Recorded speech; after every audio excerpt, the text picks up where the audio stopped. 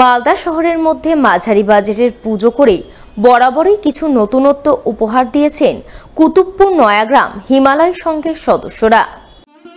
সেই ধারাবাহিকতা বজায় রাখছেন এবারও। এবছর এখানকার ৭৫তম বর্ষের পুজোর থিম সময়। কিভাবে মানুষের মনের মধ্যে অনবরত সময় ঘুরপাক খাচ্ছে তা ফুটিয়ে তোলা হয়েছে গোটা মণ্ডপে। মণ্ডপ জুড়ে রয়েছে অসংখ্য ঘড়ি ও ঘড়ির নানান যন্ত্রের কারুকার্য। মণ্ডপ সজ্জার সঙ্গে তালমিল রেখে তৈরি হয়েছে দেবীর প্রতিমা তৈরি করেছেন মৃৎশিল্পী গণেশ সূত্রধর। প্রতি বছরের মতো এবারও হিমালয় সংঘের সদস্যরা পুজো উপলক্ষে নানান সমাজসেবামূলক কর্মসূচি গ্রহণ করেছেন।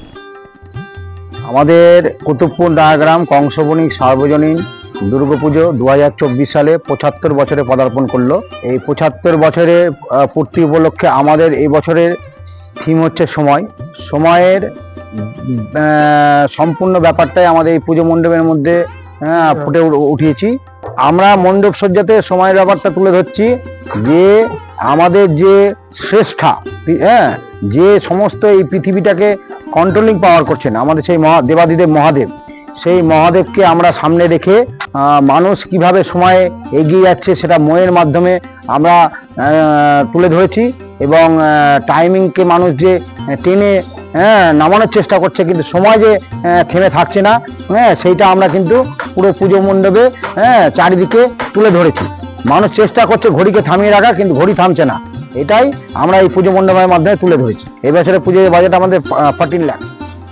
মালদা শহরের বিএস রোড এলাকায় দীর্ঘ কয়েক দশক ধরে স্বল্প বাজেটের মধ্যে ভালো পুজো করে আসছেন বিএস রোড ঝঙ্কার ক্লাবের সদস্যরা, যার ব্যতিক্রম হচ্ছে না এবারও।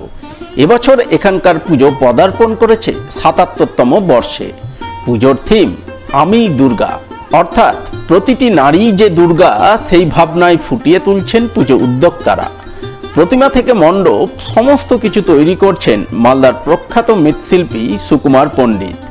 তার শিল্প ভাবনায় গোটা মণ্ডপ সেজে উঠেছে আদিবাসীদের ঘরের আদলে। তাতে শোভা পাচ্ছে বিভিন্ন অঙ্কন ও আলপনা শিল্প। উদ্যোক্তাদের আশা, স্বল্প বাজেটের এই পুজো মন ভরাবে দর্শনার্থীদের। মালদা ঝঙ্কার ক্লাব এবার ৭৭তম বর্ষ। প্রতি বছর আমরা অল্প বাজেটের মধ্যে মালদাবাসীকে নতুনত্ব দেওয়ার চেষ্টা করি। এই বছরও তার ব্যতিক্রম হচ্ছে না। আমাদের এই বছরের থিম হচ্ছে প্রত্যেকটি নারী দুর্গা, অর্থাৎ প্রত্যেকটি নারী বলবে যে আমি দুর্গা। এবং আমাদের যে ব্যাকগ্রাউন্ডটা নেওয়া হয়েছে সেটা হচ্ছে আদিবাসী সম্প্রদায়ের।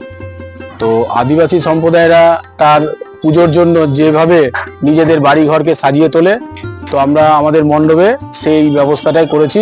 এবছর আমরা দুটো দুর্গার একটা মেলবন্ধন করছি।